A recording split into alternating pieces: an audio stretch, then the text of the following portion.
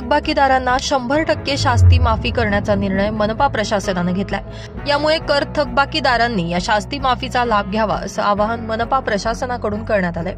मनपानं मालमत्ता करापोटी 45 कोटी रुपये वसूल करण्याचं उद्दिष्ट ठेवलंय।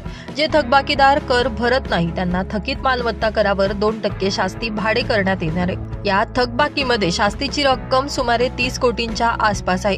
यामुळे जे थकबाकीदार 1 डिसेंबर ते 14 डिसेंबर पर्यंत थकीत कर भरतील त्यांना 100% शास्ती माफीचा निर्णय महापालिका प्रशासनाकडून घेण्यात आलाय। ब्युरो रिपोर्ट, माझा महाराष्ट्र न्यूज, धुळे।